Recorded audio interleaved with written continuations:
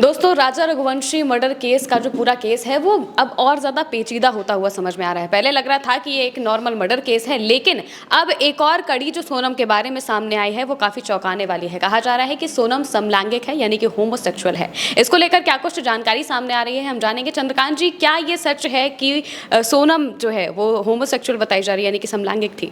हाँ, देखिए, ये दावा बहुत बड़ा है और ये दावा चौंकाने वाला दावा है, क्योंकि मर्डर केस के बाद इस एंगल का सामने आना ये हर किसी को हैरान कर रहा है।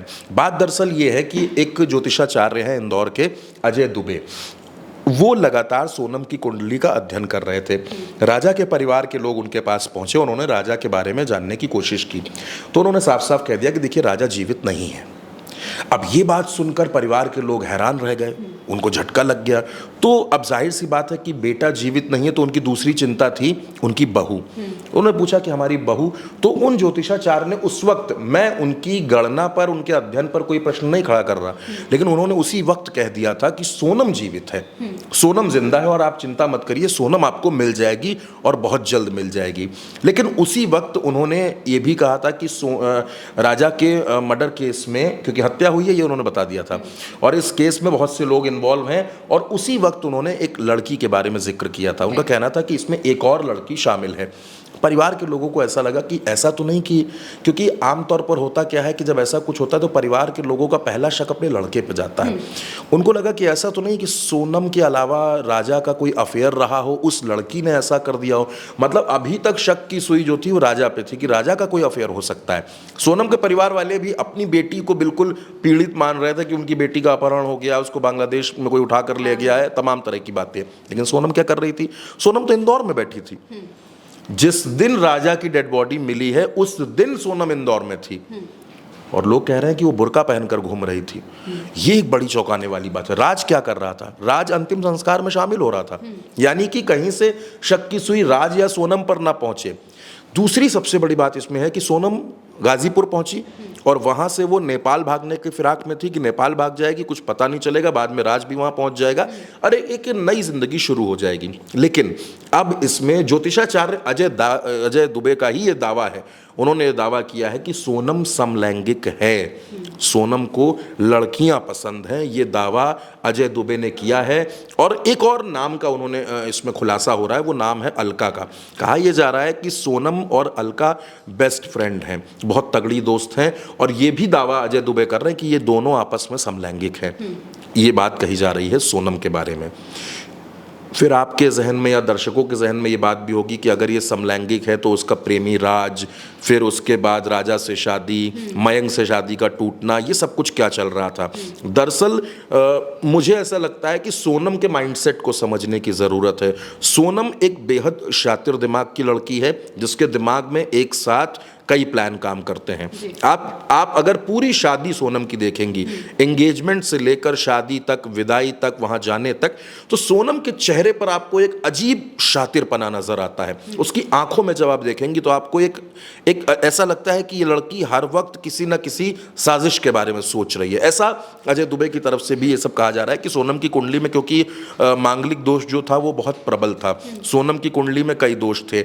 और एक और खुलासा जो उन्होंने किया कि राजा से ये कहा गया था कि आपकी कुंडली में कुछ अलग ग्रहों का प्रभाव है, इसलिए आप शहर से बाहर ना जाएं। लेकिन आप देखिए, राजा इंदौर से तो छोड़ दीजिए, मध्य प्रदेश भी पार कर गया, और कहाँ गया? मेघालय, असम की तरफ चला गया, इतनी दूर। तो क्या ये सब कुछ सोनम के प्रभाव में हो रहा था? क्योंकि सोनम के बारे में ये कहा जा रहा है कि वो तंत्र साधना भी करती थी। सोनम के बारे में ये भी राजा के पिताजी ने ये कहा कि दरवाजे की चौखट पर सोनम ने राजा से एक काली पोटली बंधवाई थी, लेकिन जैसे ही राजा की डेड बॉडी मिलती है वो पोटली अचानक गायब हो जाती है। ये हो सकता है कि बात सुनकर लोगों के रोंगटे खड़े हो जाए, उनको थोड़ा सा हैरानी हो, लेकिन क्योंकि ये दावा राजा के पिता का है इसलिए हम आपको ये बात बता रहे हैं। दूसरी तरफ विपिन रघुवंशी और सचिन रघुवंशी, जो सोनम के जेठ हैं, राजा के बड़े भाई हैं, उनका ये कहना है कि राजा की हत्या सिर्फ एक हत्या नहीं है, ये एक नरबली है, राजा की बलि दी गई है। क्योंकि सोनम ने जो फर्स्ट नाइट थी उसमें भी राजा को रोक दिया था एक कसम देकर कि अभी नहीं, मेरा एक संकल्प है, पहली बात। दूसरी बात, सचिन रघुवंशी जो है उनका ये भी कहना है कि दरअसल सोनम के पिता का स्वास्थ्य खराब रहता था, तो उनकी तबीयत ठीक करने के लिए, वो स्वस्थ हो जाए पूरी तरीके से, इसके लिए भी सोनम ने ऐसा कांड किया है। देखिए, हमारा जो मकसद है, हम आपको सारे दावे बता रहे हैं, जो तमाम लोग बातें कह रहे हैं वो भी बता रहे हैं, और इसी कड़ी में जो ज्योतिषाचार्य अजय दुबे का दावा है, जो अजय दुबे कह रहे हैं, वो भी हम आपके सामने, दर्शकों के सामने रख रहे हैं।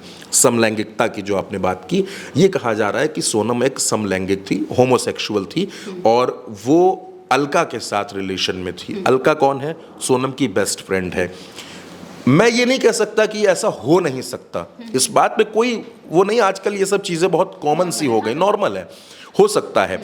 लेकिन क्या ये समलैंगिकता ही राजा के मर्डर की वजह बन गई? क्योंकि अभी तक कहा जा रहा था कि वो राज से प्रेम करती है, फिर कहा जा रहा था कि तंत्र साधना का एंगल है, अब कहा जा रहा है कि वो समलैंगिक थी, जो अजय दुबे का दावा है, जो वहाँ के ज्योतिषाचार्य हैं। और इस वक्त बहुत से लोग उनसे मिल रहे हैं, उनसे पूछ रहे हैं सोनम केस के बारे में, सोनम की कुंडली का वो लगातार अध्ययन कर रहे हैं, और हो सकता है कि आगे बहुत से चौंकाने वाले खुलासे वो कर दें। इधर सोनम जो है वो पुलिस की कस्टडी में है, उससे लगातार पूछताछ हो रही है, और उसकी 2 दिन की रिमांड और मिल गई है पूछताछ के लिए। तो महिमा देखिए, सोनम से जैसे जैसे पूछताछ होगी, वैसे वैसे कई खुलासे होंगे, वैसे वैसे कई बातें पता चलेंगी। लेकिन ये जो समलैंगिकता की बात सामने आ गई है, ये बेहद हैरान करने वाली है, क्योंकि अगर महिमा सोनम समलैंगिक है तो ये इस केस में एक घुमावदार बात आ जाएगी। और फिर अब देखिए, अब सारी चीजें अलका पर हैं कि अलका कौन है, उसका क्या किरदार है, और ये दोनों समलैंगिक हैं तो कब से हैं, कितने वक्त से हैं? क्योंकि सोनम के बारे में बहुत सी बात, सोनम का घर का नाम बिट्टी था, उसको लोग बिट्टी कहते थे प्यार से, और ट्रू कॉलर पर भी जब उसका नंबर डालेगा तो सोना बिट्टी के नाम से उसका नंबर उसमें आता है।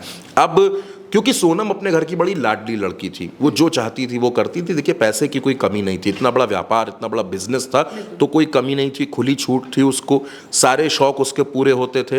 हो सकता है कि वो समलैंगिकता की तरफ बढ़ी हो, लेकिन उसके समलैंगिक होने, राजा के मर्डर होने और बीच में प्रेमी राज के आने, ये जो कड़ियां हैं, जिस दिन ये कड़ियां आपस में जुड़ जाएंगी, राजा का पूरा केस पानी की तरह साफ हो जाएगा। बिल्कुल। और अगर होमोसेक्सुअलिटी की अगर हम बात करें तो 2010 में हमें एक ऐसा केस देखने को मिला था, जब ऐसी ही बहुत लैविश वेडिंग हुई थी, बहुत अच्छी शादी हुई थी, लड़का लड़की दोनों फॉरेन के थे, मतलब वो इंडियन ओरिजिन के थे और फॉरेन गए थे हनीमून के लिए, और वहाँ पर जाकर लड़की का मर्डर हो जाता है, लड़की की हत्या हो जाती है। कहा जाता है कि वो जिस जगह पर गए थे वो काफ़ी ऐसा लुटेरों का एरिया रहता है, और अफ्रीका की किसी जगह पर वो लोग गए थे, और वो कहा जाता है कि बहुत लुटेरों का एरिया होता है। एनी दीवानी केस की हम बात कर रहे हैं। तो उसमें बाद में ऐसी खबरें या ऐसे दावे सामने आते कि जो लड़का था वो गे था, और उस टाइम पे इतनी नॉर्मैलिटी नहीं थी इन सब चीज़ों को लेकर, इस वजह से उस लड़के ने अपनी जो वाइफ थी उस टाइम पे उसका मर्डर करा दिया था, और उसके बाद वो बहुत टाइम तक ये केस चलता रहा इसका, लेकिन पुख्ता सबूत अभी तक नहीं मिल पाए। लेकिन दावे यही हुए थे कि जो लड़का था वो गे था। और अब जब सोनम का केस सामने आया है तो कड़ियाँ लगभग एक ही जैसी हैं कि हनीमून पर जाते हैं और वहाँ पर जाकर लड़के का मर्डर हो जाता है, और अब सामने ये करेक्शन आया है कि सोनम जो है वो समलैंगिक थी। तो अब ये कड़ियाँ किस तरह से जुड़ती हैं, किस तरह से इस केस में और जाँच आगे बढ़ती है, ये हमें आने वाले वक्त में पता चलेगा। मेरे साथ फिलहाल इतना ही। आप देखते रहिए उल्टा चश्मा यूसी।